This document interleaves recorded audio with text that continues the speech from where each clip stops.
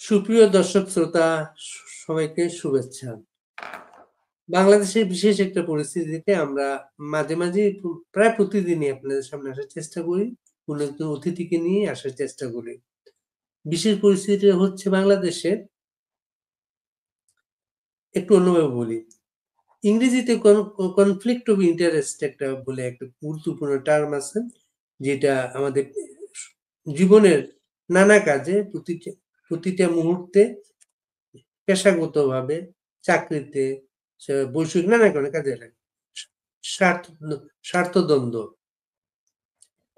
এবং বাংলাদেশের যখন একজন নির্বাচিত ব্যক্তি বা কোনো একটা পদের ব্যক্তি, এখন তো বাংলাদেশে নির্বাচিত সরকার নেই, পদে যারা এসেছেন তখনও শপথ নেওয়ার সময় ছিল অনুরাগ বা বিরাগে বশবর্তী হইয়া কোনো কাজ করবো না, এরকম একটা বক্তব্য। কিন্তু বাংলাদেশের এখন যিনি প্রধান উপদেষ্টা আছেন ডক্টর মোহাম্মদ ইউনূস, যেহেতু তিনি আওয়ামী লীগের আমলে সর্বশেষ নানা মামলা সম্মুখীন হচ্ছিলেন এবং এই মামলাগুলো তিনি নানাভাবে আদালতকে সন্তুষ্ট করতে পারছিলেন না, এবং যখন দায়িত্বটা পেলেন মামলাগুলো তো চলে গেল, বরঞ্চ অনেক সুযোগ নিচ্ছেন। প্লাস হচ্ছে মানে প্রতিক্রিয়াদের যে অ্যাপ্রোচটা তার মাঝে, ওইটা সবসময় গুরুত্বপূর্ণ, যেখানে তার সপোর্টটা থাকে না। যেমন সর্বশেষ বিবিসির একটা ইন্টারভিউতে বলেছেন যে পলাতক একটা দল দেশে স্থিতিশীলতা নষ্ট করার ষড়যন্ত্র করছে। আওয়ামী লীগ হচ্ছে বাংলাদেশের মুক্তিযুদ্ধের নেতৃত্বের দল, বাংলাদেশকে স্বাধীন করার দল। সেই দলটার প্রতিদিনের বক্তব্যে অ্যাপ্রোচে বাংলাদেশের শত্রু দল, যেমন তাদের চলতি অভিযানটা হচ্ছে শয়তানের দল, মানে শয়তান বধ করার তারা শপথ নিয়েছেন। এই বিষয়গুলো নিয়ে আমরা আওয়ামী লীগের সাংগঠনিক সম্পাদক, সাবেক সাবেক সাংগঠনিক সম্পাদক, সাবেক নৌ প্রতিমন্ত্রী খালিদ মাহমুদ চৌধুরীর সাথে কথা বলবো। খালিদ ভাই, আপনাকে শুভেচ্ছা। জি, বাড়ি ভাই, আপনাকেও অসংখ্য ধন্যবাদ যে আপনি আপনার এই আসরে আমাকে যুক্ত করে নিয়েছেন। এই জন্য আপনাকে আবারও ধন্যবাদ জানাচ্ছি। আপনাকে সরাসরি যে কথাটাই বলি, যে ভূমিকায় যেটা বললাম, পলাতক একটা দল, মানে পালিয়ে গেছে সবাই। আপনি নিজেকে কি মনে করেন? আপনি কি পরিস্থিতি করে দেশ ত্যাগ করেছেন, না পালিয়ে গেছেন আপনি? না, এখানে বাংলাদেশ কি কোনো বসবাসের মতো অবস্থা আছে? আপনার সঙ্গে যখন আমি এই মুহূর্তে কথা বলছি, গুলশানের একটি বাড়িতে ৫০-৬০ জনের একটি দল সেখানে গিয়ে তারা বাড়ি দখল করেছে। দখল করে সে বাড়িটাতে লুট করেছে এবং সেখানে অসংখ্য মিডিয়া সেই লুটের কাভারেজ দিচ্ছে। প্রশাসন নির্বিকার। মানে দেশে যে আইন শৃঙ্খলা কোনো ধরনের মানে আছে, নিয়ন্ত্রণ বা কোনো কর্মকাণ্ড আছে, বোঝার কোনো উপায় নেই। গুলশানের মতো একটি জায়গায়। গুলশান আজকে সমগ্র আপনার সঙ্গে কথা বলছি, এই মুহূর্তে আমাদের কাছে খবর এসেছে সারা বাংলাদেশে প্রায় দুর্ধর্ষ ডাকাতি হয়ে গেছে প্রায় ১১ থেকে ১৫টি। এই হচ্ছে অবস্থা। প্রতিনিয়ত আপনি মনে করছেন যে আজকে ফজলুল বাড়িকে আমরা আক্রমণ করব এবং আক্রমণ করে তাকে হত্যা করব, এটা শুধু সিদ্ধান্তের বিষয়। বাংলাদেশের যদি আমরা গণমাধ্যম বলি, সেটা প্রথম আলো, ডেইলি স্টার বলা যায় ইংরেজি এবং বাংলা। সেখানে আপনি দেখেন গরু কেটে জবাই করে সেখানে রাস্তার উপরে কি ধরনের উলঙ্গ নৃত্য করা হলো। সরকার নির্বিকার, আইন শৃঙ্খলা মানে যে বাহিনী বা যারা স্বরাষ্ট্র মন্ত্রণালয়ের কোনো ভ্রুক্ষেপ নাই, কোনো সরকারের কোনো ভ্রুক্ষেপ নাই যে এই রকম অবস্থা। আপনি কি একজন প্রথিতযশা একজন সাংবাদিক, আপনি দীর্ঘদিন অনেক সংবাদের জন্ম দিয়েছেন, অনেক মানে সংবাদ মাধ্যম তৈরি করেছেন, সংবাদ মাধ্যমে কাজ করেছেন। আপনার কি আগে পরে যদি বাংলাদেশের এই ৫৪ বছরের ইতিহাস ধরি, এই ধরনের ঘটনা কখনো ঘটেছে? ঘটেনি। হ্যাঁ, অনেক অনেক গণমাধ্যম হচ্ছে সরকারের রোষানলে পড়েছে, কিন্তু এই ধরনের ঘটনা ঘটেনি। এই ধরনের ঘটনা ঘটেনি যে এই অবস্থা। যে একই সময়ে আপনার হচ্ছে এই কয়েক মাসে ৩০টি মতো গণমাধ্যম দখল হয়ে গেছে। এবং ১,০০০ এর উপরে মানে সংবাদকর্মী তারা ছাঁটাই হয়ে গেছে। এবং গণমাধ্যমের যারা শীর্ষস্থানে থাকে বিভিন্ন পর্যায়ের যারা কাজ করে তাদের প্রায় তাদের মানে হিসাব তলব করা হয়েছে, তাদের ব্যাংক অ্যাকাউন্ট ফ্রিজ করা হয়েছে এবং তাদেরকে বিভিন্ন মামলায় হত্যা মামলা দেওয়া হয়েছে। ফারজানা রুব্বা এবং শাকিল এখনো হত্যা মামলার আসামি হয়ে তারা আদালতে প্রতিনিয়ত হাজিরা দিচ্ছে এবং তারা নির্যাতিত হচ্ছে। এই হচ্ছে অবস্থা। সেই অবস্থায় বাংলাদেশ কি কোনো বসবাসের অবস্থা আছে? বাংলাদেশে বসবাস করে ডাকাতরা এবং এই ডাকাতের সর্দারে রূপান্তরিত হয়েছেন তথাকথিত শান্তি নোবেল পদকপ্রাপ্ত এই হচ্ছে দখলদার ইউনূস। খুব আশ্চর্য লাগে কিভাবে তিনি অভিনয় করে, কিভাবে তিনি সত্যকে পাশ কাটিয়ে মানে মিথ্যাচার করে যাচ্ছেন। মানে আশ্চর্য লাগে। আপনি ভূমিকায় বললেন বিবিসির মানে সঙ্গে যে তার সাক্ষাৎকার মানে টোটালি একটা হাস্যকর। তিনি দেখছেন যে বাংলাদেশে আইন-শৃঙ্খলা পরিস্থিতি খুবই ভালো আছেন। আশ্চর্য হয়ে যায়। বাংলাদেশের মানুষ হতভম্ব হয়ে যায় যখন একজন এই ধরনের মানুষ যখন এই ধরনের কথা বলেন। মানুষ আশ্চর্য কিভাবে তার দায়িত্ব তিনি এড়িয়ে যাচ্ছেন। একজন যখন বাংলাদেশের সার্বভৌমত্ব রক্ষার দায়িত্ব কার? সশস্ত্র বাহিনীর। সেই সশস্ত্র বাহিনী যখন বলে বাংলাদেশের সার্বভৌমত্ব হুমকির মুখে, তখন হচ্ছেন সরকার প্রধান হচ্ছে নির্বিকার। তখন হচ্ছে সরকার নির্বিকার। যে দেশের মহামান্য একটি ব্যক্তি না, মহামান্য একটি পদ। আমরা এতদিন যাবৎ ছোট থেকে বড় হয়েছি, আমরা দেখেছি যে মহামান্যকে কিভাবে মর্যাদা দেওয়া হয়েছে। যখন আব্দুর রহমান বিশ্বাস ছিলেন বিএনপির সময় রাষ্ট্রপতি, পরবর্তীতে তিনি ৯৬ সালে যখন মাননীয় প্রধানমন্ত্রী দেশরত্ন শেখ হাসিনা প্রধানমন্ত্রী হন, তিনিও কিন্তু সেই মহামান্যকে কিন্তু সম্মানিত করেছেন। আমরা ইয়াজউদ্দিন যখন এই ধরনের ব্যভিচার করেছে, বাংলাদেশের রাজনীতির নিয়ন্ত্রণের জন্য মহামান্যের পদ ব্যবহার করেছে, আমরা তখনও দেখেছি ২০০৯ সালে যখন মাননীয় প্রধানমন্ত্রী সরকার প্রধান হয়েছেন তিনি কিন্তু রিয়াজউদ্দিন সাহেবকে সেই ধরনের সম্মান দিয়েছেন। কিন্তু আমরা ২১শে ফেব্রুয়ারি কি দেখলাম? আমরা ১৬ই ডিসেম্বরে কি দেখলাম? যে মহামান্য একা, একা ফুল দিচ্ছেন সেখানে তাকে ওখানে সম্ভাষণ জানানোর জন্য কেউই নাই। কেউই নাই। আমরা পূর্তমন্ত্রীকেও দেখি নাই। আমরা সরকার প্রধান যে তথাকথিত সরকার প্রধান দখলদার সরকার প্রধানকেও দেখি নাই। এই তো অবস্থা। আজকে সরকার প্রধানকে বলা হচ্ছে আপনার সঙ্গে মহামান্যের সম্পর্ক কি? হ্যাঁ, তিনি বলছেন যখন দরকার হয় তখন যাই। অথচ তিনি বলছেন যে সরকার প্রধান এবং মহামান্যের মধ্যে একটা ব্যালেন্স রাখা দরকার। তিনি তো তার কর্মের মধ্য দিয়ে বোঝাচ্ছেন না এটা ব্যালেন্স দরকার। তিনি তো তাকে রক্তচক্ষু দেখাচ্ছেন। তিনি তার তো পেটোয়া বাহিনী যে কিশোর গ্যাংকে বঙ্গভবন দখল করার জন্য পাঠাচ্ছেন। তো সেই জায়গায় আপনি আমাকে প্রশ্ন করলেন যে আপনি পলাতক না দেশ ছেড়ে গেছেন।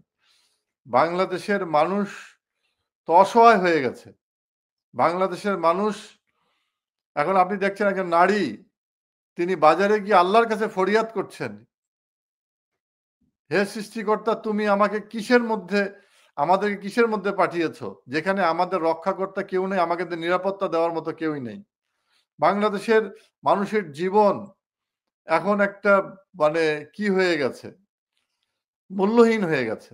যেকোনো মুহূর্তে যেকোনো মানুষের জীবন চলে যায় শুধু ইশারায়। শুধু ইশারায়।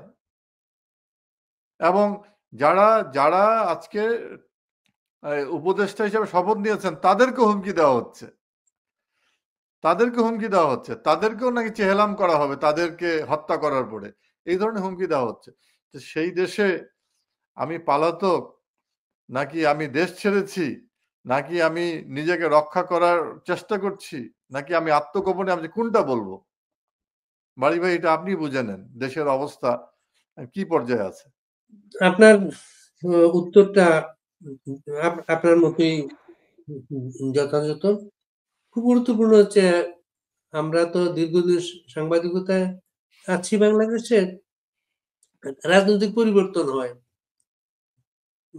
যখন একটা পরাজিত দল বা ক্ষমতাচ্যুত দলের নেতাদের গ্রেপ্তার করা হয়, মামলা দেওয়া হয়, এগুলো বাংলাদেশে নতুন না। কিন্তু আদালতে তাদের উপর হামলা করা হয়, এটা কিন্তু বাংলাদেশে একেবারে প্রথম। এইটা যারা এখানে চালু করেছেন এটার বিপদ যে কোথায় যাবে তারাই সেটা জানেন। সেটা আমার জিজ্ঞাসা আরেকটা জায়গায়, খালিদ ভাই, আওয়ামী লীগের মতো বিশাল একটা দল, গণমানুষ দল, প্রতিরোধ যদি থাকতো জায়গায় জায়গায়, এগুলো তো কেউ করতে পারতো না। সবাই সুযোগ পেয়ে গেছে, এদের বাড়িতে হামলা করা যায়, এদের বাড়িতে এদের ৩২ নম্বর ভেঙে ফেলা যায়, এদের ছাত্রলীগ থেকে নিষিদ্ধ করা যায়, কোনো প্রতিরোধ নাই। ওই প্রতিরোধবিহীন অবস্থায় বা সারা বাংলাদেশে আওয়ামী লীগের নতুন একদল কর্মী বাহিনী মিছিল করছে, পোস্টার লাগাচ্ছে, দেয়ালে লিখছে, একেবারে নতুন একটা ব্যাচ। এটা কোনো নেতৃত্ব নাই কোনো জায়গায়, এই নেতৃত্ববিহীন এদের তৃণমূল সর্বশেষ যারা বেরিয়ে এসেছিল অপারেশন ডেভিল হান্ট চালুর পরে ৮ থেকে ১০,০০০ ছেলে মেয়ে ধরে ফেলেছে অলরেডি। ওই জায়গাটাও কিন্তু একটা স্তীমিত। এটাকে কি বলবেন সেটা?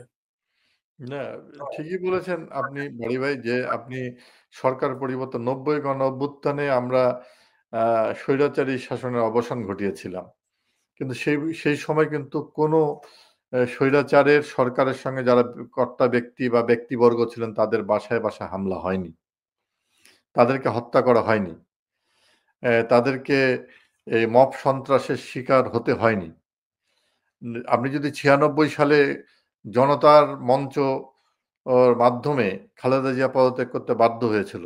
সেই সময় খালেদা জিয়াকে কিন্তু বঙ্গভবনে পদত্যাগপত্র দেওয়ার জন্য সেই রাস্তা করে দেওয়া হয়েছিল এবং তাকে বাড়িতে ফিরে যাওয়ার জন্য ব্যবস্থা করা হয়েছিল। বিএনপির নেতাকর্মীরা সেদিনকে ক্যান্টনমেন্টে খালেদা জিয়ার বাড়িতে গিয়ে কিন্তু দেখা করেছিলেন মান্নান ভূঁইয়া সহ অনেক নেতৃবৃন্দ। সেদিনকে কিন্তু কারো উপরে আক্রমণ করা হয়নি। সেদিনকে জনতা সমগ্র বাংলাদেশ দখল করে রাখা হয়েছিল। সেখানে ৬৪টি জেলায় বিএনপির কোনো নেতাকর্মীর উপরে হামলা করা হয়নি। কোনো নেতাকর্মীর উপর হামলা করা হয়নি।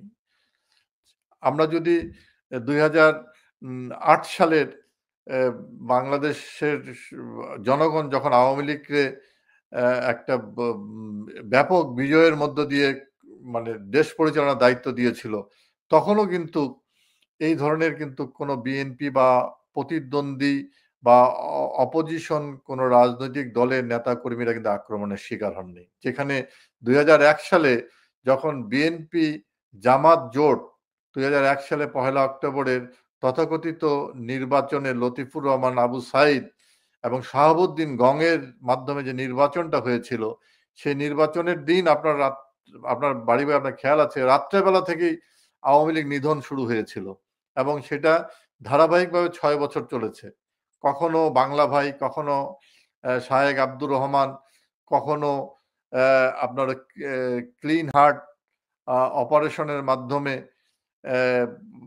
হত্যাকাণ্ডের শিকার, এমপিদেরকে হত্যা করা, সাবেক মন্ত্রীদেরকে হত্যা করা এবং গ্রেনেড হামলা করে একটা দলকে নিঃশেষ করে দেওয়া, সিরিজ বোমা চালানো, হাজার হাজার আওয়ামী লীগ নেতাকর্মীদের হত্যা করা ৫ বছর যাবৎ নিধন চলেছে।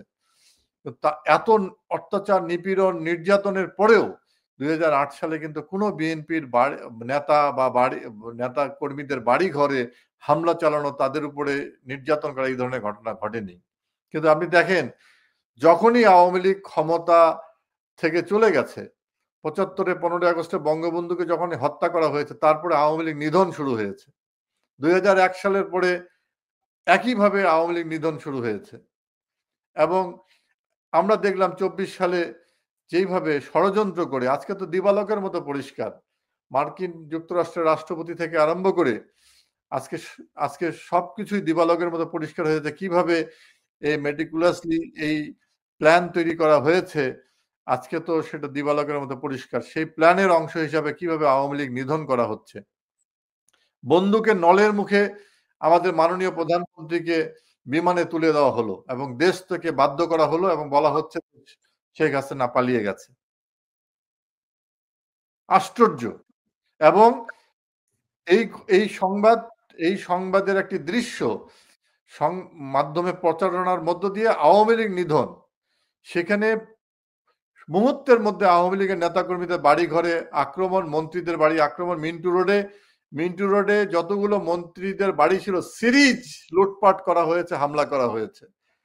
এবং পুলিশের আইজির বাসা, আপনি জানেন সেখানে ডিবি কার্যালয়, সেখানে আছে ডিএমপি কমিশনার সহ অনেক ঊর্ধ্বতন কর্তা ব্যক্তি, সকলেরই বাড়ি ঘর লুট করা হয়েছে সেখানে।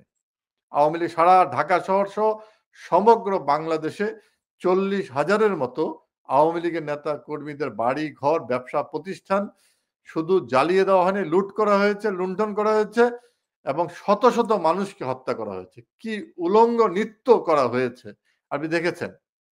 এবং এই অবস্থার মধ্য দিয়ে আমাদেরকে অতিবাহিত করা হচ্ছে এবং পরবর্তীতে আইন শৃঙ্খলা রক্ষাকারী বাহিনীর যে প্রধান শক্তি যে পুলিশের উপরে দোষ চাপিয়ে দিয়ে তাদেরকে অপরাধী বানিয়ে তাদেরকে কিভাবে ব্যবহার করা হচ্ছে আপনি দেখেন। একটি এক্সিস্টিং সরকার, সেই সরকারের বিরুদ্ধে এই ধরনের একটি সন্ত্রাসী আক্রমণ চলছে, সেখানে আইন শৃঙ্খলা রক্ষাকারী বাহিনীর দায়িত্ব হচ্ছে সেটাকে প্রতিহত করা, সেখান থেকে দেশের জানমালের রক্ষা করা, সেটা তাদের দায়িত্ব। সেই দায়িত্বটা তারা পালন করছেন, সেটাকে আজকে তারা অপরাধ হিসাবে নিয়ে তাদেরকে সেই জায়গাটায় তাদেরকে ব্যবহার করা হচ্ছে এবং তাদেরকে আমাদের বিরুদ্ধে লেলিয়ে দেওয়া হয়েছে। সেনাবাহিনীর প্রধান বলছেন যে সার্বভৌমত্ব হুমকির মুখে। আজকে সমগ্র বাংলাদেশ একটা অমানবিক পরিস্থিতি বিরাজ করতেছে, অথচ সেনাবাহিনী নির্বিকার, সেনাবাহিনীকে ব্যবহার করা হচ্ছে। আইন শৃঙ্খলা পরিস্থিতি ম্যাজিস্ট্রেটের ক্ষমতা দেওয়া হয়েছে, অথচ অপরাধীরা আজকে গুলশানের মতো জায়গায়, ক্যান্টনমেন্টের পাশের জায়গায় তারা আজকে এই ধরনের ব্যভিচার চালাচ্ছে, উলঙ্গ নৃত্য করছে, লুটপাট করছে এবং মব সন্ত্রাস চালাচ্ছে। সেই জায়গায় বাড়ি ভাই আপনি বলেন যে আমরা যখন মাননীয় প্রধানমন্ত্রী দেশবাসীর উদ্দেশ্যে কথা বলবেন, তিনি যখন একটা তারিখ নির্ধারণ করলেন, সেই তারিখে 32 নম্বরে হামলা করা হলো। 32 নম্বরে হামলার উদ্দেশ্যটা কি? বাংলাদেশের বিরুদ্ধে হামলা। 32 নম্বর তো একটা বাড়ি নয়, 32 নম্বর তো বাংলাদেশের ঠিকানা। বঙ্গবন্ধু 71-এর মহান মুক্তিযুদ্ধে যে সকল মা বোনেরা নির্যাতিত হয়েছিল, সম্ভ্রমহানি হয়েছিল, তাদেরকে কি বলেছিল? তোমরা লিখে দাও যে 32 নম্বর তোমাদের ঠিকানা। এটা তো বাংলাদেশের ঠিকানা। তো সেই জায়গা থেকে আমরা যে কাজটি করছি, যে কাজটি আওয়ামী লীগ জনগণের পাশে আছে, জনগণকে এই চরম দুঃসময়ে আমরা জনগণের পাশে থেকে কাজ করার চেষ্টা করছি। আমরা যে কাজগুলো করছি জনগণকে রক্ষা করার কাজ করছি, আর বর্তমান দখলদার বাহিনী তারা জনগণকে নিধন করার কাজ করছে। এই জায়গাটায় আমাদের কৌশল নির্ধারণ করে যতটুকু করা দরকার ততটুকুই আমরা করছি। আপনি যেটা বলছেন যে নতুন প্রজন্ম, হ্যাঁ, আমাদের কথাতে যতবারই হত্যা করো আবার জন্ম নিব, সূর্য লিখবো নতুন ইতিহাস। হ্যাঁ, নতুন আগামী প্রজন্ম অবশ্যই নতুন ইতিহাস রচনা করবে এই দখলদার ইউনুস গংদের বিরুদ্ধে। খালেদ ভাই, আপনি এখানে একটা কথা বলেছেন যে মন্ত্রীপাড়ায় আক্রমণ। আমাদের মনে আছে এরশাদের যেদিন 4 ডিসেম্বর পদত্যাগ ঘোষণাটা করা হয়, তা আমরা তো রাতের বেলা ঢাকা শহরের পরিস্থিতি দেখছিলাম। মন্ত্রীপাড়াটা ঘিরে রেখেছিল সেনাবাহিনী, যাতে কেউ ওখানে আক্রমণ করতে না পারে। এবং এবার সেনাবাহিনী গণভবনের লোকজনকে ঢুকিয়ে দিয়েছে, পথটা ছেড়ে দিয়েছে। আর গণভবনের ছবিটা দেখার পরে, 32 নম্বরে আগুনের ছবিটা দেখার পরে সাথে সাথে সারা বাংলাদেশে আগুন জ্বালিয়ে দেওয়া হয়েছে, হামলা শুরু হয়েছে, আগুন দেওয়া শুরু হয়েছে। এই সেনাবাহিনী প্রধান সেদিন বলেছিলেন আমার উপর আস্থা রাখুন। হ্যাঁ, উনি তখনও বলতেন না, বা এখনো বলেন না, উনার একটা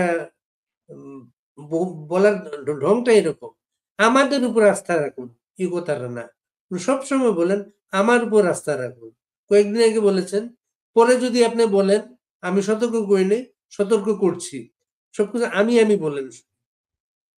এই আমিত্বের সেনাবাহিনী প্রধান কেন এই কাজটা করলেন, যে গণভবনে ঢুকিয়ে দিলেন লোকজনকে, এবং এখনো তার নেতৃত্বেই কিন্তু এই এত লোকজনকে প্রতিদিন অ্যারেস্ট হচ্ছে। আপনাদের মূল্যায়নটা কি? 23শে জুন আওয়ামী লীগের প্রতিষ্ঠা বার্ষিকী দেখে এই মানুষটাকে অ্যাপয়েন্টমেন্ট দেওয়া হয়েছিল। 24শে জুন আদালতে কোটাটা কোটার আগের অবস্থায় চলে আসে, ওইখান থেকে আন্দোলনের সূচনা। দেখেন আসলে নিয়োগটা বিষয়টা হচ্ছে যে সরকারি কর্মকর্তা কর্মচারীরা নিয়োগ হয়, সেটা একটা নীতিমালা আছে, সেই নীতিমালার আলোকে। এখন বর্তমান সেনাবাহিনীর প্রধান কিভাবে নিয়োগ হয়েছে সেটা নীতিমালা অনুযায়ী হয়েছে, সেই বিষয়ে আমি যাব না। কিন্তু যেই বিষয়টা হচ্ছে যে আমি যে কথাটা পূর্বেই বলেছি বাড়ি ভাই, যে বাংলাদেশের একটা দেশের সার্বভৌমত্ব রক্ষার দায়িত্ব কার? সশস্ত্র বাহিনী। তিনি বলছে হুমকির সম্মুখীন। আমি সশস্ত্র বাহিনীতে বাংলাদেশে হুমকি না তো, বিভিন্ন বাংলাদেশের দেশে এই কাজটা সার্বভৌমত্ব করে। আমাদের বাংলাদেশের সেনাবাহিনী সার্বভৌমত্ব নাই। আমাদের বাংলাদেশের সেনাবাহিনী সার্বভৌম বিভিন্ন দেশে শান্তি রক্ষার এই কাজটা করে। না, না, নিজের দেশে শান্তি নেই। বাংলাদেশের সার্বভৌমত্ব কোথায় আছে? পাকিস্তানি দখলদার বাহিনীরা আমরা ৭১ সালে পরাজিত করেছিলাম। সেই দখলদার বাহিনীরা আবার বাংলাদেশে এম আজকে আবার জায়গা তৈরি করেছে। আবার আসন গেড়ে বসেছে পাকিস্তানিরা। তো বাংলাদেশের সার্বভৌমত্ব কোথায়? যাদেরকে পরাজিত করেছি, যারা আজ পর্যন্ত পরাজয় স্বীকার করে নেয়নি, যারা আজ পর্যন্ত গণহত্যা চালিয়েছে, তারা আজকে দুঃখ প্রকাশ করেনি। যে জামাত হানাদার বাহিনীকে সমর্থন দিয়েছিল, সেই জামাতকে নিয়ে তিনি আজকে সভা করছেন, মিটিং করছেন। আবার বলছেন যে তোমরা নিজেদের মধ্যে হানাহানি করো না। মানে আমি আশ্চর্য হয়ে যাই যে বিচিত্র সেলুকাস, বাংলাদেশের নিরাপত্তা কার হাতে দিয়েছি আমরা? কোথায় বাংলাদেশের নিরাপত্তা? কোথায় বাংলাদেশের নিরাপত্তা? বাংলাদেশের কোটি কোটি মানুষ আজকে আল্লাহর কাছে, ভগবানের কাছে, সৃষ্টিকর্তার কাছে প্রার্থনা করতেছে এই রমজান মাসে, যে আমরা শেখ হাসিনার ১৫ বছরের দেশ শাসনের আমলে আমরা কি পরিমাণ নিরাপদ ছিলাম। বাংলাদেশের সবথেকে বড় প্রশ্ন হচ্ছে এখন নিরাপদ এবং শৃঙ্খলা। বাংলাদেশ নিরাপদ নাই, বাংলাদেশে কোনো শৃঙ্খলা নাই। বাংলাদেশের ১৫ বছরে বাংলার মানুষকে শৃঙ্খলার মধ্যে রেখেছিলেন, নিরাপদ রেখেছিলেন দেশরত্ন শেখ হাসিনা। আজকে মানুষ তার কথা আজকে কিভাবে আর্তনাদ করতেছে শেখ হাসিনার জন্য। যে একটা নেতৃত্ব কত বড় বিষয়। হাজার বছরের বাংলাদেশের এই এই ভূমিকে স্বাধীনতা দেওয়ার জন্য, অধিকার প্রতিষ্ঠার জন্য আমাদের হাজার বছর ধরে অনেকই লড়াই সংগ্রাম জীবন চলেছে, কিন্তু কেউ পারেনি। বঙ্গবন্ধুর মতো একটা নেতৃত্ব পেয়েছিলাম বলেই আমরা একটা স্বাধীন সার্বভৌমত্ব দেশ পেয়েছিলাম। আমি বলি যে দেশরত্ন শেখ হাসিনার মতো একটা নেতৃত্ব পেয়েছিলাম বলে আমরা দারিদ্রকে জয় করেছি। আমরা মধ্যম আয়ের দেশ থেকে, উন্নয়নশীল দেশ থেকে উন্নত দেশের দিকে এগিয়ে যাচ্ছিলাম। এবং যেই কথাটা বলছিলাম যে শৃঙ্খলা এবং নিরাপদ, এই জায়গাটাতে আমরা ছিলাম। আমরা খাদ্যে নিরাপদ ছিলাম, আমরা শিক্ষায় নিরাপদ ছিলাম। আমরা আমাদের যে মৌলিক যে একটা ফান্ডামেন্টাল রাইট, যেটা বলা হয় অন্ন, বস্ত্র, বাসস্থান, চিকিৎসা, বাসস্থান, এই যে কথাগুলো, শিক্ষা, এইটা তো আমরা পেয়েছিলাম। আজকে কোথায় শিক্ষা? কোথায়? আজকে ভিসি প্রো ভিসির মধ্যে যুদ্ধ হচ্ছে। আজকে শিক্ষা প্রতিষ্ঠানগুলোর সাংবিধানিক পদগুলো দখল করে নেওয়া হচ্ছে। আজকে কোথাও কোনো শিক্ষা নাই। কোথাও কোনো শিক্ষা নাই। আজকে শিক্ষা ব্যবস্থা ভেঙে গেছে, স্বাস্থ্য ব্যবস্থা ভেঙে পড়েছে, খাদ্যের নিরাপত্তা নাই। আশ্রয়ন প্রকল্পের মধ্য দিয়ে দেশরত্ন শেখ হাসিনা বলেছিল একজন মানুষও গৃহহীন থাকবে না, ভূমিহীন থাকবে না। আজকে তাদেরকে ভূমিহীন করা হচ্ছে, তাদের গৃহহীন করা হচ্ছে। 15 বছরের এত কিছু, আপনাদের এত কার্যক্রম, এত অর্জন, এত দাপট না, কিভাবে ভেঙে পড়লো সব? না, ভেঙে পড়েনি। আমাদের এই অর্জনের উপরেই বাংলাদেশ এখন পর্যন্ত দাঁড়িয়ে আছে। শেখ হাসিনা যে অর্জন করেছে সেটার উপরে দাঁড়িয়ে আছে, সেটার উপরেই দাঁড়িয়ে আছে। যে অর্থনীতি রেখে গেছে সেই অর্থনীতির উপর দাঁড়িয়ে আছে।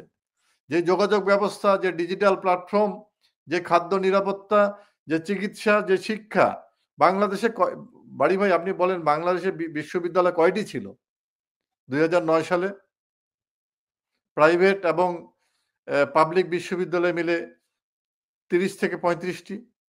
আজকে প্রায় 150 বিশ্ববিদ্যালয় বাংলাদেশে প্রতিষ্ঠিত হয়েছে। আমাদের প্রত্যেকটি উপজেলায় একটি করে সরকারি কলেজ এবং সরকারি মাধ্যমিক স্কুল প্রতিষ্ঠিত করা হয়েছে। প্রত্যেকটি স্কুলকে এমপিভুক্ত করার জন্য নীতিমালা করা হয়েছে। শিক্ষকদেরকে মর্যাদা দেওয়া হয়েছে। আজকে শিক্ষকের মর্যাদা কোথায়? শিক্ষকরা অস্ত্রের মুখে তাদেরকে পদত্যাগ করতে বাধ্য করা হচ্ছে। আজকে শিক্ষকরা ছাত্রদের পা ধরে তার কান্নাকাটি আমরা চিত্র দেখতে পাচ্ছি। শিক্ষকদেরকে উলঙ্গ করে দেওয়া হচ্ছে, শিক্ষককে জুতার মালা পরানো হচ্ছে, মুক্তিযোদ্ধাকে জুতার মালা পরানো হচ্ছে। এই তো বাংলাদেশ। আর সেই জায়গায় এই দখলদার ইউনূস তিনি কিছুই দেখতে পাচ্ছেন না। তিনি কিছুই দেখতে পাচ্ছেন না। তিনি বলছেন বাংলাদেশের অবস্থা কি বলে যে সমগ্র পৃথিবীতে আমাদের আস্থা অর্জন করেছে। কোথায় আস্থা অর্জন করেছেন আপনি? কার কাছে আস্থা অর্জন করেছেন? আপনি তো পৃথিবীর আস্থা অনেক আগে অর্জন করে আপনি শান্তি পুরস্কার পেয়েছেন। বাংলাদেশের মানুষের তো আস্থা অর্জন করতে পারেননি আপনি। বাংলাদেশের মানুষ তো আপনার ধিক্কার জানায়। বাংলাদেশের মানুষ তো আপনাকে এই যে আপনার এই দুঃশাসনে বাংলাদেশের মানুষ তো আজকে অতিষ্ঠ হয়ে গেছে। বাংলাদেশের মানুষ তো আপনাকে চায় না। আপনি জোর করে আছেন গুটি কয়েক এই কিশোর গ্যাংয়ের উপরে ভর করে এবং এই ক্ষমতালোভী কিছু মানুষের উপরে ভর করে আপনি টিকে আছেন। আপনার একটা বক্তব্য ছিল যে বন্দুকের নলের মুখে প্রধানমন্ত্রী শেখ হাসিনাকে দেশ থেকে বাধ্য করা হয়েছে। আমাদের কেউ বলছেন যে ছবিটা আমরা দেখি, এই ছবিটা নাকি আসল ছবি না, এটা একটা পুরনো ছবি। কারণ ওইখানে হেলিকপ্টারের পাশে যে একটা গাড়ি দেখা যাচ্ছে, ছোট নীল রঙের একটা গাড়ি, এটা প্রাইম মিনিস্টারের গাড়ি না। ওইখান থেকে একজন ভদ্রমহিলা বেরিয়ে আসছেন দেখা যায়, কিন্তু আমরা জানি শেখ হাসিনা শেখ রেহানা দুজন গেছেন একসাথে, একজনকে দেখা যায়, দুজনকে দেখা যায় না। এটা নিয়ে আর কোনো তথ্য আছে আপনাদের কাছে? এই চিত্র তো প্রকাশ করা হয়েছে, এই ভিডিও চিত্র প্রকাশ করা হয়েছে সমগ্র দেশে লুট করার জন্য। সমগ্র দেশের আওয়ামী লীগ নেতাকর্মীদের স্থাপনা ধ্বংস করার জন্য, লুট করার জন্য, হত্যা করার জন্য। মানে শেখ হাসিনা পালিয়ে গেছে, এখন তোমরা দেশকে তোমরা যা ইচ্ছা তাই করো, যা কিছু লুট করো, লুটতারাজ করো, অগ্নিসংযোগ করো, ধ্বংস করো। এই তো কথা, এই তো কথা। আপনি দেখেন 32 নম্বরে মানে একটা সরকার যারা বলছে যে আমরা সরকারে আছি, সেখানে ঘোষণা দিয়ে 32 নম্বর ভাঙার জন্য সেখানে গুটি কয়েক, হয়তো 100-150 ছিল সাংবাদিক, গণমাধ্যমের প্রায় 200 জন ছিল। পরবর্তীতে আমরা দেখলাম প্রায় 300 জনের মতো আর্মি আসলো, সেই আর্মিরা ভিতরে ঢুকলো, বেরিয়ে গেল। এই তো অবস্থা। ওই মানে টোটালি একটা নাটক সাজানো হলো। কার নির্দেশে এখান থেকে সেনাবাহিনী চলে আসলো? কার নির্দেশে পুলিশ সমগ্র 32 নম্বর কর্ডন করে রাখলো যেন ওইখানে কেউ বাধা দিতে না পারে? যারা ওইখানে প্রতিবাদ জানাতে গেছে তাদেরকে কিভাবে নির্যাতিত হয়েছে, একজন নারী কিভাবে নির্যাতিত হয়েছে আপনি দেখেছেন, আমরা ভিডিওতে দেখেছি। তো এই ধরনের একটা পরিকল্পিত হত্যাকাণ্ড চালিয়ে যাচ্ছে এই ইউনূস গংদের ইশারায়। চাঁদা, আমি তো অসংখ্য বার বলেছি এগুলা 6 মাসে এগুলা মানে পুরাতন হয়ে গেছে। চাঁদাবাজি, দখলদার, এগুলা পুরো এখন এগুলা পুরো ওল্ড মানে নিউজ হয়ে গেছে। কাজেই যেটা হচ্ছে আজকে আমি যখন আপনার সঙ্গে কথা বলি, আজকে একটা ভিডিও দেখলাম যে আপনি ১ম এ নদীর কথা বললেন। এই নদীর মধ্যে, নৌকার মধ্যে একজন মানুষকে কুপিয়ে হত্যা করা হচ্ছে। আমাদের নদীকে রক্তাক্ত করা হচ্ছে।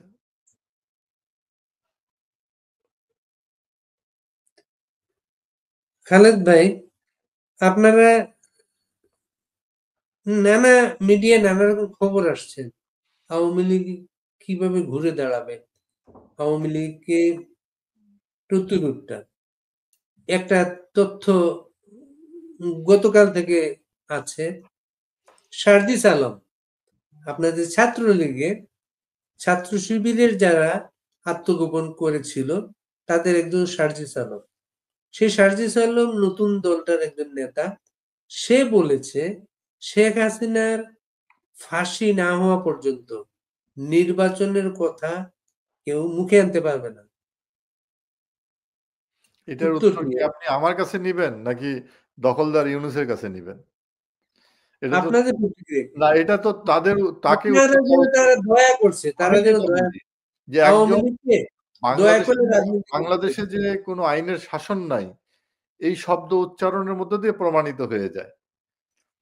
যে মানে আদালতের বিচারণাধীন বিচার কার্য সম্পাদন হওয়ার আগেই একজন ফাঁসি দাবি করছেন। মানে ফাঁসির জাজমেন্ট দিয়ে দিচ্ছেন। এবং যেখানে আপনার এই দখলদার ইউনূস পর্যন্ত বলছেন এই ধরনের কথাবার্তা, সেখানে তো তার কিশোর গ্যাংরা এই ধরনের কথাবার্তা বলবেই। এই কিশোর গ্যাংরা হচ্ছে তার চালিকা শক্তি। তিনি বলেছেন যে, "এই কিশোর গ্যাং আমাকে ক্ষমতায় বসিয়েছে। তার কথার বাইরে আমি যেতে পারব না।" তো দেশের তো এর মধ্য দিয়েই সমগ্র বাড়ি ভাই আপনি একজন প্রতিনিয়ত সাংবাদিক। আমি মনে করি যে এই শব্দ উচ্চারণের মধ্য দিয়ে সমগ্র আ মানব জাতিকে তো একটা মেসেজ দেওয়া যায় যে বাংলাদেশে কি ধরনের শাসন ব্যবস্থা এখন পরিচালিত হচ্ছে। আপনি দেখেন ইউনূস সাহেব তিনি ক্ষমতা দখল করে কিন্তু বাংলার মানুষের কথা চিন্তা না করে সে নিজের চিন্তা করলেন। তার যত কিছু যে মামলাগুলো রাতারাতি তিনি সব প্রত্যাহার করে নিয়ে এবং তার বিরুদ্ধে যে আয়কর ফাঁকির যে মামলা হয়েছে সেগুলোও তিনি প্রত্যাহার করে নিয়ে তিনি কিন্তু খালাস। আপনার বিরুদ্ধে কতটা মামলা? আমি জানি না। আমার বিরুদ্ধে কোনো মামলা নেই। বাংলাদেশের বিরুদ্ধে মামলা হয়েছে হাজার, হাজার। আমার বিরুদ্ধে মামলা দিয়েছে কিনা জানি না। আমি এই মামলার গুরুত্ব আমার কাছে নাই। কিন্তু বাংলাদেশকে একটা বড় ধরনের মামলার জালে আবদ্ধ করে ফেলা হয়েছে। এই বাংলাদেশ এখনো দেশ নয়। বাংলাদেশ একটি কারাগারে পরিণত করা হয়েছে।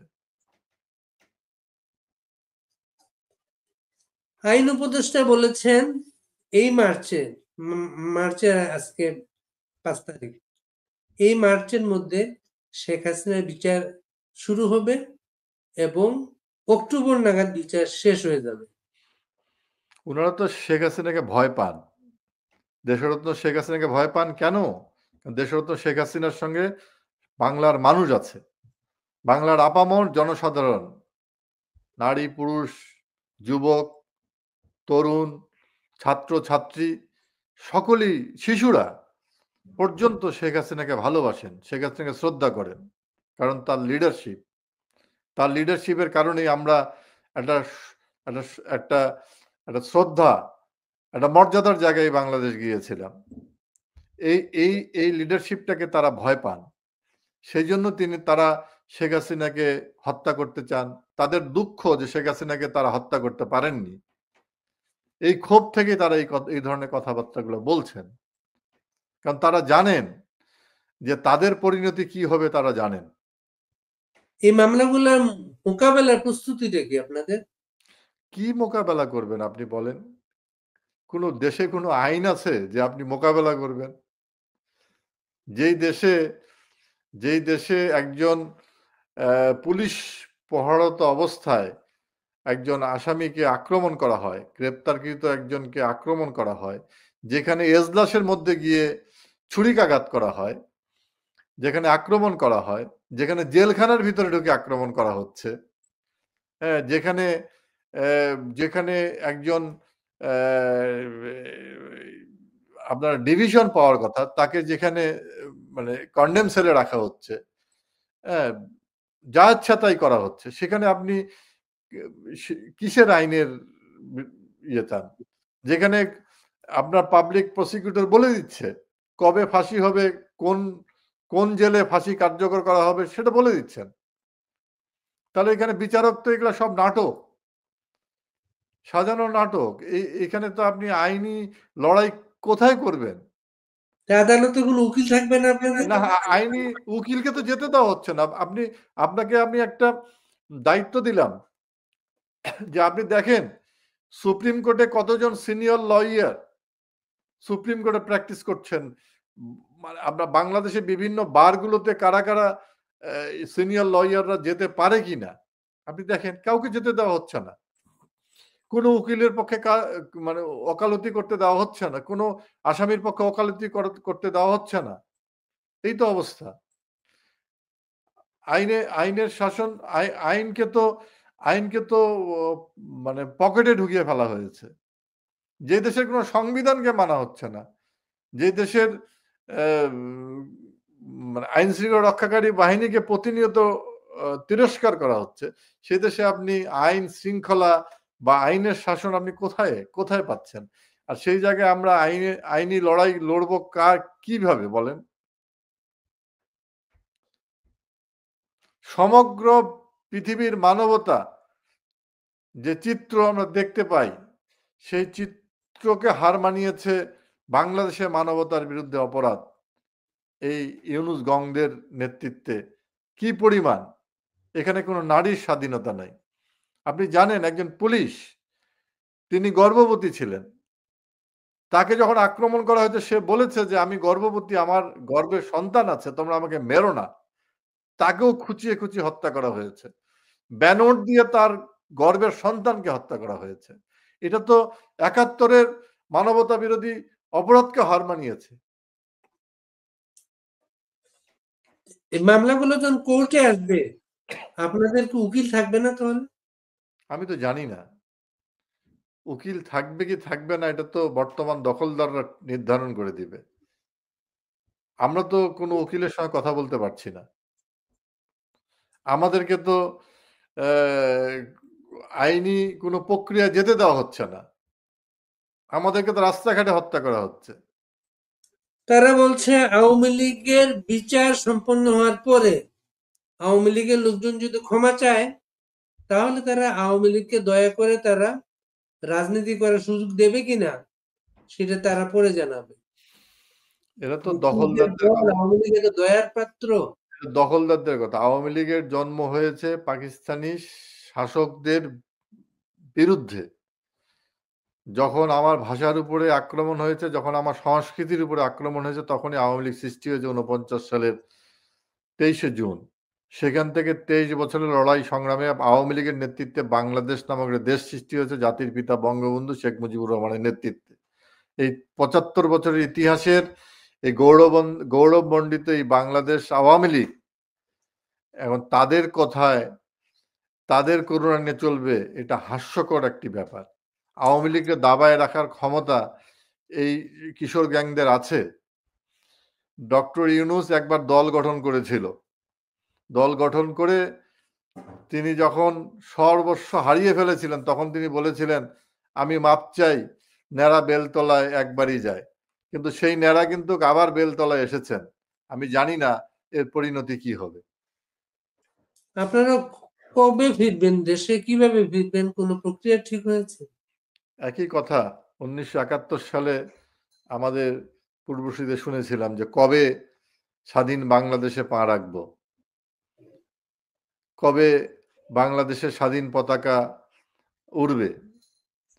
হ্যাঁ, সেটা সময় বলে দিবে।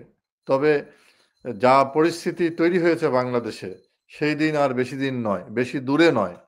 যেদিনকে বাংলাদেশে আবার এই এই খামচে ধরা আমার জাতীয় পতাকাকে উদ্ধার করার জন্য বাংলাদেশের মানুষ একত্রিত হবে এবং বাংলাদেশ এই নব্য রাজাকার আলবদর আল শামসদেরকে পরাজিত করবে এবং বাংলাদেশ মুক্তিযুদ্ধের চেতনায় আবার উদ্ভাসিত হবে। নির্বাচন যদি করতে দেয়া না হয় আওয়ামী লীগকে, যদি নিবন্ধন বাতিল করা হয়, কি প্রক্রিয়া হতে পারে আপনাদের? নির্বাচন তো পরের কথা, আগে এই অবৈধ সরকারকে চলে যেতে হবে। বৈধ যে সরকার আছে সেই সরকার পুনঃস্থাপিত হবে। এই অবৈধ সরকারের কিসের নির্বাচন?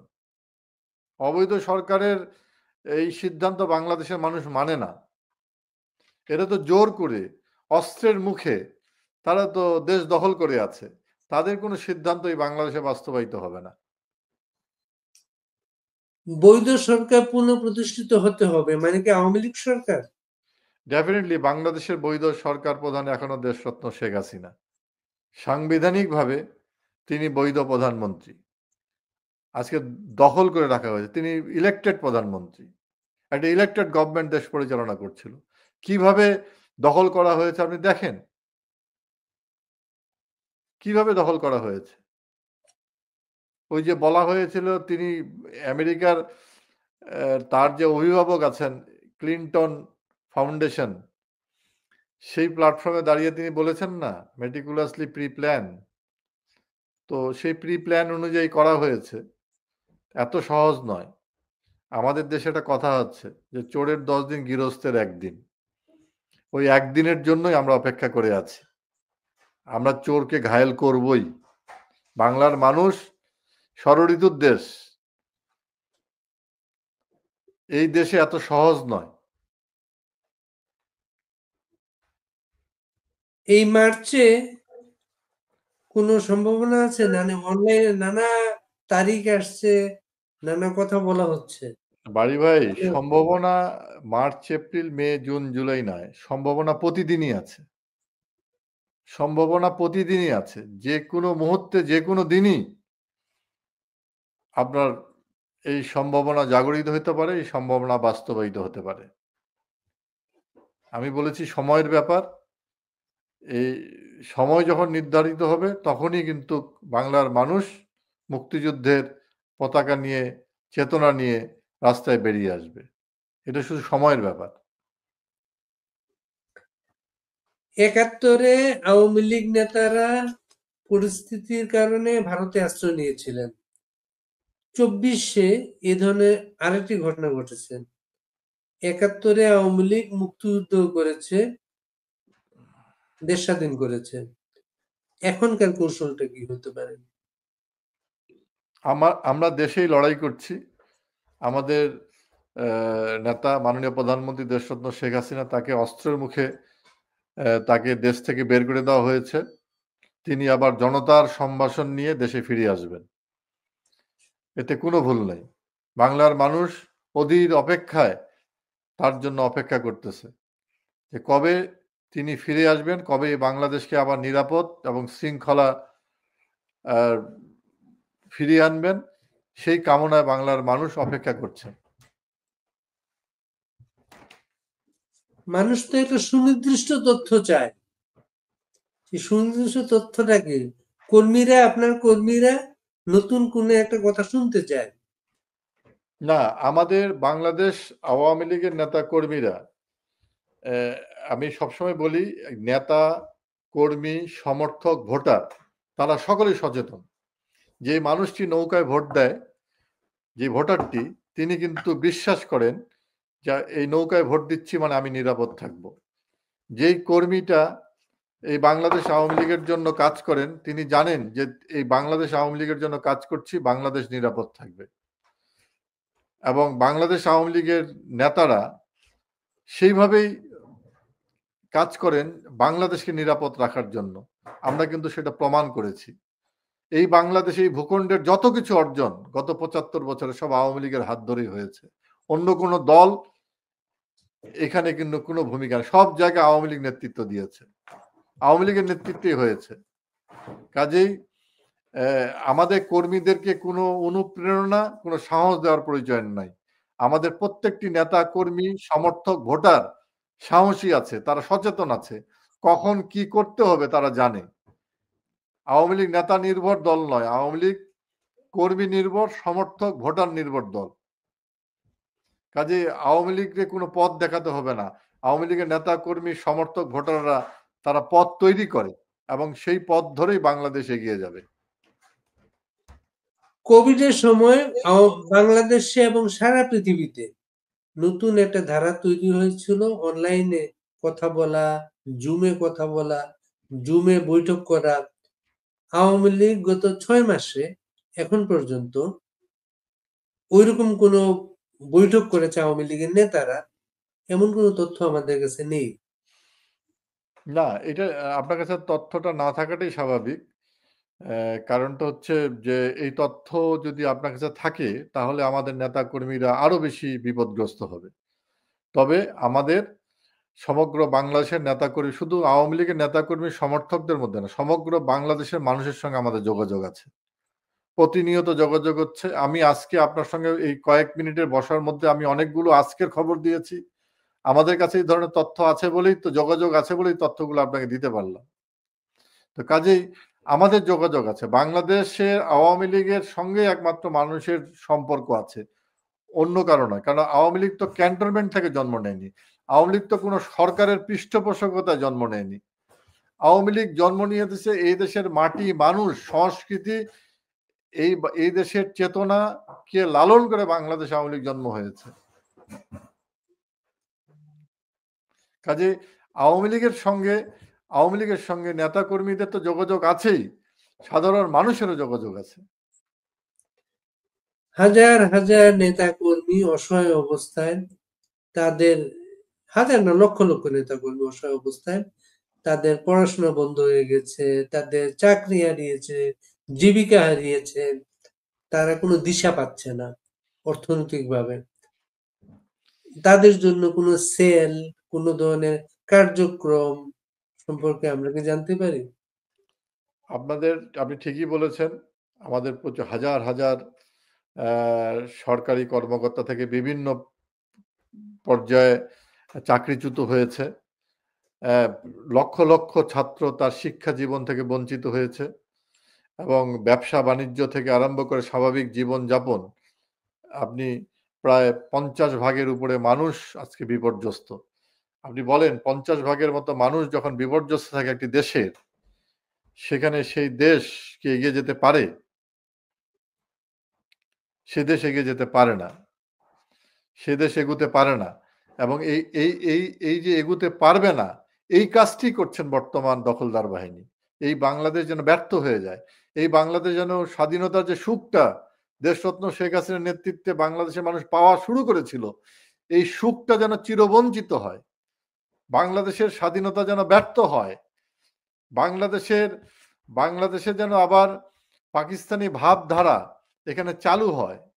বাংলাদেশে যেন সন্ত্রাসবাদ চালু হয়। আমরা বলেছিলাম এই দেশকে আফগানিস্তান, পাকিস্তানের মতো একটি ব্যর্থ, সিরিয়া, লিবিয়ার মতো বানাতে চাই, আমরা বলেছিলাম।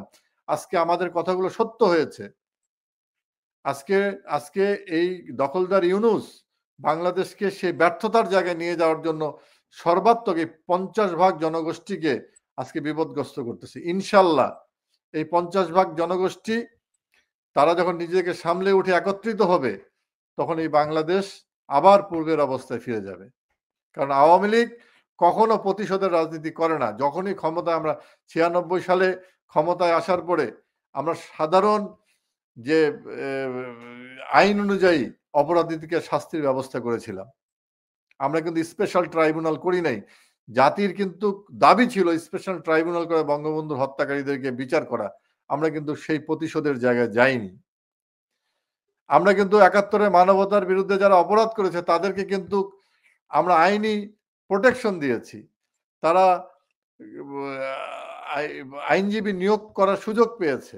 তারা হাইকোর্ট, সুপ্রিম কোর্টে যাওয়ার সুযোগ পেয়েছে, রিভিউ করার সুযোগ পেয়েছে। আজকে আমরা সব ধরনের আইনি সুযোগ সুবিধা দেওয়া হয়েছে, সামাজিক সুবিধা দেওয়া হয়েছে, রাজনৈতিক সুবিধা দেওয়া হয়েছে। কিন্তু তারা কিন্তু আজকে সেই যে পথগুলো বন্ধ করে দিয়েছে। একটাই কারণ বাংলাদেশ যেন অন্ধকারের দিকে তলিয়ে যায়। বাংলাদেশ যেন এগুতে না পারে।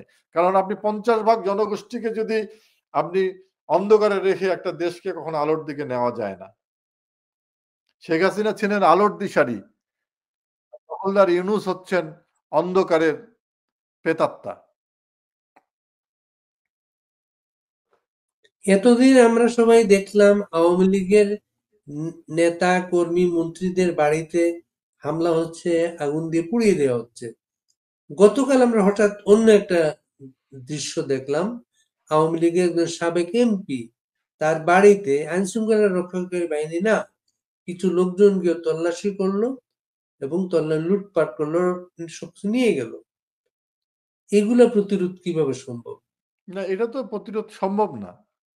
আপনি সংস্কৃতি দেখেন, সিনেমা বন্ধ হয়ে গেছে, নাটক বন্ধ করে দেওয়া হচ্ছে। আপনার আমাদের বাউল গান, লালন সঙ্গীত বন্ধ করে দেওয়া হচ্ছে। বাউল গান বন্ধ করে দেওয়া হচ্ছে, লোকসঙ্গীত বন্ধ করে দেওয়া হচ্ছে, কবি গান বন্ধ করে দেওয়া হচ্ছে। যেই যেই যে যারা যেই কিছু কিছু এই সংস্কৃতি অঙ্গনে কিছু মানুষ, যারা এই ক্যাটাগরি মানুষ, যারা এই আন্দোলনে বুঝে না বুঝে নেমেছিল, তারা তো আজকে প্রতারিত। কোথায় তারা? এই এই এই লাল শক্তি, লাল কি লাল স্বাধীনতা আজকে বাংলাদেশকে তো অন্ধকার করে দিয়েছে। আজকে তো সকলেই প্রতারিত হয়েছে, যারা ছিল তারা প্রতারিত হয়েছে। আজকে গতকালকেও আমি একজন ফেসবুক স্ট্যাটাসে দেখলাম যে তিনি আন্দোলনে ছিলেন, অথচ তাকে আজকে রাস্তাঘাটে তিরস্কার করা হচ্ছে, এক নারী তাকে বলা হয়েছে। তো এই তো ঘটছে বাংলাদেশে। তো বাংলাদেশ সংস্কৃতিকে মঙ্গল শোভাযাত্রা আপনার আন্তর্জাতিক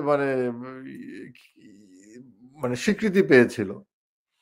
সে মঙ্গল শোভাযাত্রা এখন আমি জানি না কোন শোভাযাত্রা সেটা হবে এবার পহেলা বৈশাখে, সেটাও নাকি নিয়ন্ত্রণ করার চেষ্টা করা হচ্ছে। সবকিছু নিয়ন্ত্রণ করার চেষ্টা হচ্ছে। আপনি দেখেন এবারে যে টঙ্গী বিশ্ব ইজতেমা হলো, সেটাও নিয়ন্ত্রণ করা হয়েছে। সবকিছু নিয়ন্ত্রণ করা হচ্ছে। নাটক, সিনেমা সব বন্ধ করে। এখন গতকালকে আমি দেখলাম সিনেমা হলের মালিকরা বলছে যে আমাদের সিনেমা হল বন্ধ করে দেওয়া ছাড়া কোনো উপায় নেই। কারণ নতুন কোনো সিনেমা হচ্ছে না, নাটক হচ্ছে না।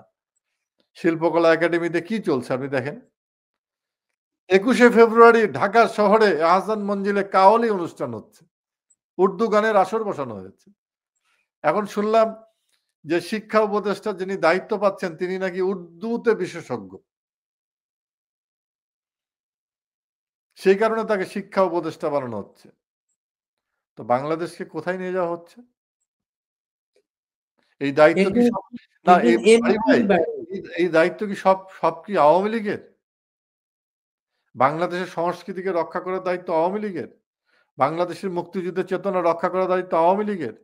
আপনার আমার কি কোনো দায়িত্ব নাই? বাংলাদেশের সচেতন নাগরিকদের কোনো দায়িত্ব নাই? বাংলাদেশের প্রগতিশীল মানুষদের কোনো দায়িত্ব নাই? প্রগতিশীল দলগুলোর কোনো দায়িত্ব নাই? আমরা কি দায়িত্ব পালন করলাম? আমরা মুক্তিযুদ্ধকে রক্ষা করতে যদি না পারি?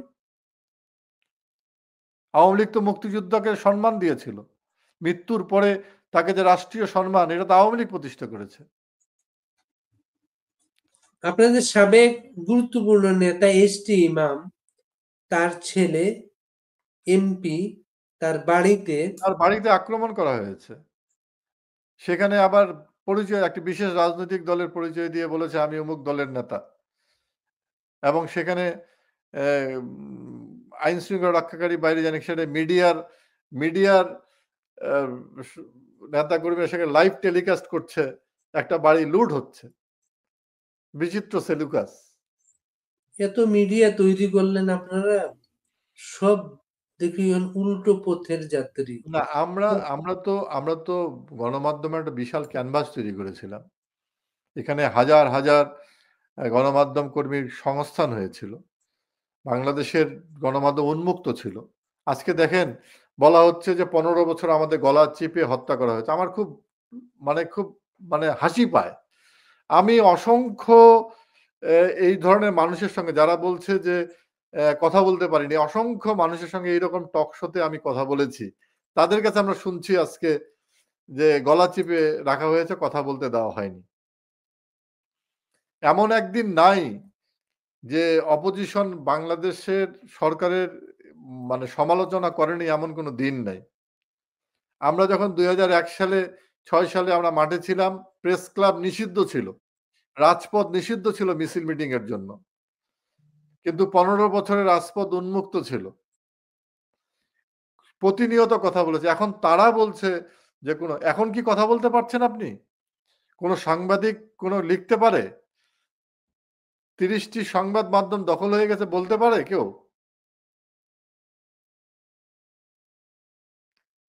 কোনো গণমাধ্যমের স্বাধীনতা আছে? এই যে মিথ্যা সাগররুনি কথাগুলা, হত্যাকাণ্ডের এই যে বিচার এই যে এই যে ইউনূস, আপনার সরকার, তথাকথিত সরকার প্রধান, দখলদার বাহিনীর প্রধান, তিনি যে বললেন, বিবিসির সঙ্গে মিথ্যাচার করলেন, কেউ প্রতিবাদ করতে পারতেছে? বাংলাদেশে আইন শৃঙ্খলা পরিস্থিতি খুবই ভালো আছে, কোথাও কিছু হচ্ছে না, এই ধরনের হাস্যকর মিথ্যাচার করছে, কেউ কিছু লিখতে পারতেছে? 15 বছর ক্ষমতায় ছিলেন, সাগররুনি হত্যাকাণ্ডের বিচার করতে পারলেন না কেন? এখানে এটা এটা এটা এটা এটা ডেফিনেটলি এটা একটা ভিন্ন বিষয়, এবং এটা আমি অবশ্যই বলবো যে এখানে অনুসন্ধানী যে রিপোর্টিং, সেটারও ব্যর্থতা আছে। সরকারের এই বিচার যেটা বললেন যে করতে পারলেন না, সেটারও ব্যর্থতা আছে ডেফিনেটলি। এটা আমার স্বীকার করতে কোনো ধরনের ইয়ে নাই যে এই সাগররুনির এই হত্যাকাণ্ডের বিচার আমরা করতে পারিনি, এবং তাদের মূল অপরাধীদেরকে আমরা তুলে আনতে পারিনি। কিন্তু আজকে সাগররুনির এই হত্যাকাণ্ড নিয়ে আবার নতুনভাবে মিডিয়া ট্রায়াল হচ্ছে, আবার নতুনভাবে নাটক মঞ্চস্থ করা হচ্ছে। একদিকে সেনাবাহিনী প্রধান বলছে এনাফ ইজ এনাফ, আবার আরেকদিকে বলা হচ্ছে কমিশন গঠন করা হয়েছে তদন্তের জন্য। Full stop.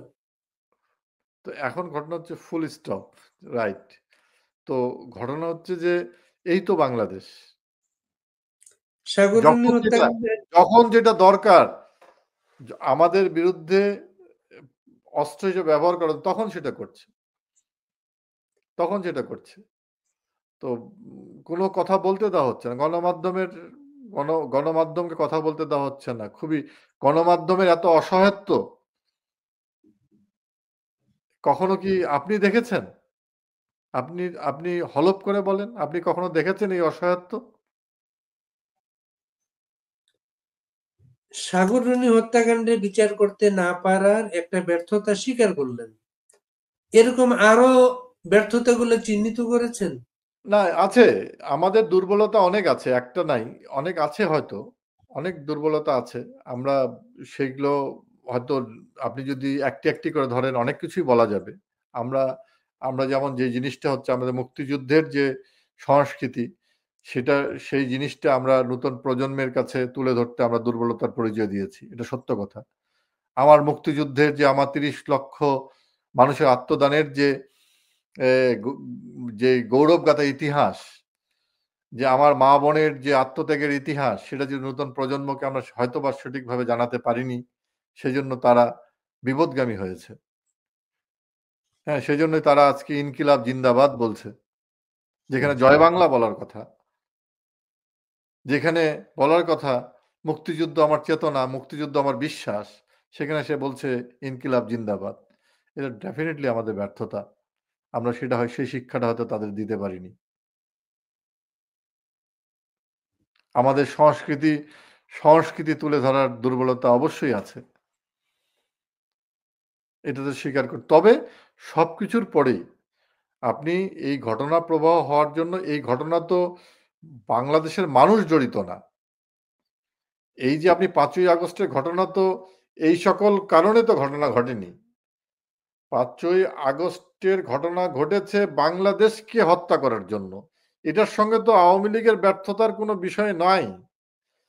এটা তো বাংলাদেশ কেন এগিয়ে যাচ্ছে, বাংলাদেশ কেন প্রতিষ্ঠিত হচ্ছে, বাংলাদেশ কেন মর্যাদার জায়গায় যাচ্ছে, বাংলাদেশ কেন আঞ্চলিক একটি শক্তিতে পরিণত হচ্ছে, বাংলাদেশের ইকোনমি কেন এত স্ট্রং হচ্ছে, বাংলাদেশের কেন, বাংলাদেশকে নিয়ে সমগ্র পৃথিবী কেন এত চর্চা করছে, বাংলাদেশের অগ্রযাত্রা কেন এত বেশি দ্রুত হচ্ছে, এই জায়গাটাকে হত্যা করার জন্য তো ৫ই আগস্ট। এটার সঙ্গে আওয়ামী লীগের ব্যর্থতার কোনো বিষয় জড়িত নয়। বরঞ্চ আওয়ামী লীগের সফলতাগুলোকেই লক্ষ্য করেই এই ঘটনাগুলো ঘটানো হয়েছে। এত মডেল মসজিদ তৈরি করলেন আপনারা, সেই মডেল মসজিদগুলা থেকে মাইকে জনগণকে জাগিয়ে তুলে আপনাদের বিরুদ্ধে রাস্তায় নামানো হয়েছে। দেখেন আমরা মাদ্রাসা শিক্ষা মাদ্রাসা শিক্ষার যে বিশ্ববিদ্যালয় শিক্ষার সাথে মর্যাদা দিলেন, সেই লোকগুলাই আপনাদের বিরুদ্ধে মাঠে নামলো। না, মাদ্রাসা শিক্ষা ব্যবস্থা আপনি জানেন বাড়ি ভাই যে আপনার 96-এ যখন আমরা দেশ পরিচালনার দায়িত্ব পাই তখন মাদ্রাসায় কিন্তু কোনো সাধারণ শিক্ষা ছিল না। মাদ্রাসা শিক্ষা শুধু এককেন্দ্রিক শিক্ষা ব্যবস্থা ছিল। সেই সময় সাধারণ শিক্ষা ব্যবস্থাটা কিন্তু সেখানে অন্তর্ভুক্ত করা হয়েছিল। বাংলা, ইংরেজি সহ বিজ্ঞান, ইতিহাস, সাহিত্য চর্চা কিন্তু মাদ্রাসা শিক্ষা অন্তর্ভুক্ত করা হয়েছিল। মাদ্রাসা শিক্ষা ব্যবস্থা আধুনিকরণ করা হয়েছিল। এটা কিন্তু আমরা কোনো রাজনৈতিক ফায়দা লুটার জন্য আওয়ামী লীগ কাজ করে না। আমরা মডেল মসজিদ করেছি কেন? মানুষ যেন প্রকৃত যেন ইসলামটা জানতে পারে। সেখানে কালচারাল সেন্টার থাকবে। ইসলামটাকে জানা দরকার। বঙ্গবন্ধু ইসলামিক ফাউন্ডেশন কেন করেছিলেন? আমরা মুক্তিযুদ্ধের সময় দেখেছিলাম হিন্দু মুসলমানের একটা বিভক্ত করা। যে বাংলাদেশকে মুসলমানের দেশ, এই ধরনের যে একটা বিভক্তি, সাম্প্রদায়িক যে বিভক্তি করা হয়েছিল, এই রাজাকার আল-বদর আল-শামসরা, এই জামাত বা হানাদার বাহিনীরা করেছিল, সেই জায়গা থেকে প্রকৃত ইসলামটাকে জানার জন্যই কিন্তু বঙ্গবন্ধু শেখ মুজিবুর রহমান ইসলামিক ফাউন্ডেশন করেছিলেন, মাদ্রাসা বোর্ড করেছিলেন, স্বীকৃতি দিয়েছিলেন। আমরা সেই পথটাকে আরো এগিয়ে নেওয়ার চেষ্টা করেছি। এখানে তো কোনো আমাদের স্বার্থ সংশ্লিষ্ট বিষয় না। আমরা তো চেয়েছিলাম যে একটা একত্রিত ঐক্যবদ্ধ বাংলাদেশ, বাংলাদেশে এগিয়ে বাংলাদেশের চেতনায় মুক্তিযুদ্ধে, যেটার মধ্য দিয়ে আমরা সৃষ্টি হলাম, যে মুক্তিযুদ্ধের মধ্যে দিয়ে বাংলাদেশ সৃষ্টি হলো, ৩০ লক্ষ মানুষের যে আত্মত্যাগ, সেটা আমার চেতনায় থাকবে, আমার বিশ্বাসে থাকবে। আমি একটা দেশপ্রেমিক নাগরিক হিসাবে বড় হব। আমাদের লক্ষ্য তো সেটাই ছিল। আমাদের লক্ষ্য তো এটা ছিল না যে আমরা ছল চাতুরি দিয়ে চাতুরিতার সঙ্গে আমরা রাষ্ট্র ক্ষমতা রাজনীতি করব, দখল করে রাখবো, এই ধরনের তো অভিলাষ আমাদের ছিল না।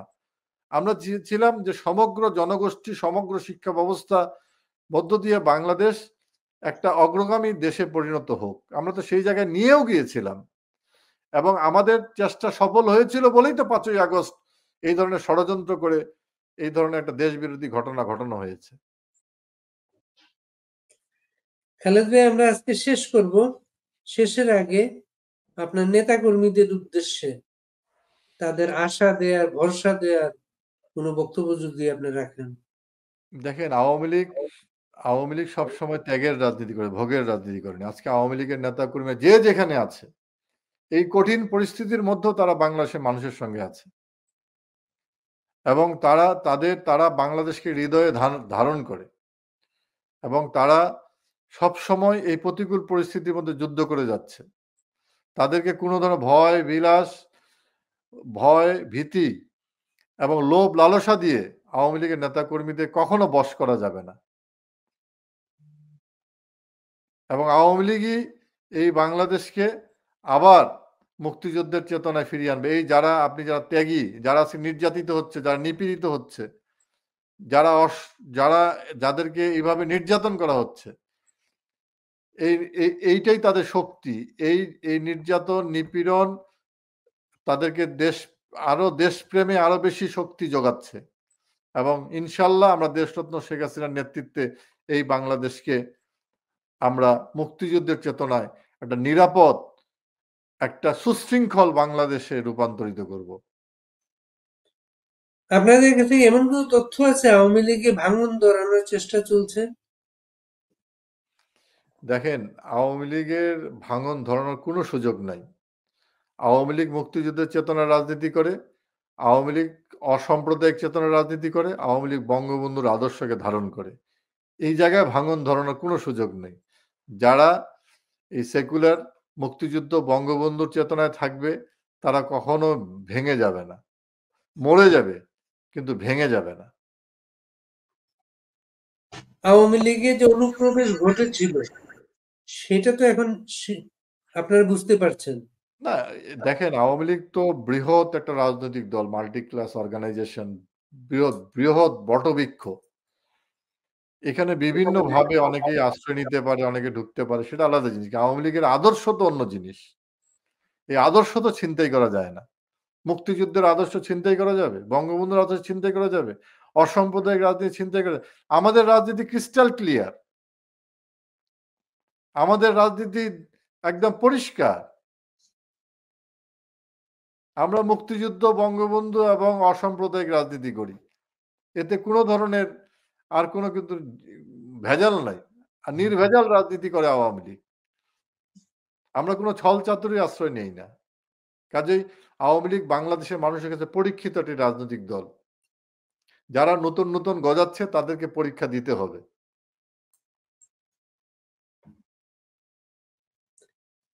কবে ফিরবেন দেশে? ইনশাল্লাহ, ইনশাল্লাহ খুব অচিরেই বাংলার মানুষের সঙ্গে আমাদের দেখা হবে। আমাদের পথ চলবো আমরা, মিছিল করব আমরা, দেশকে গড়ে তুলবো আমরা দেশরত্ন শেখ হাসিনার নেতৃত্বে। আপনাকে অনেক শুভেচ্ছা। আপনাদের শপথ জয়ী হোক। ভালো থাকবেন খালিদ ভাই। জি, আপনিও ভালো থাকবেন। জয় বাংলা।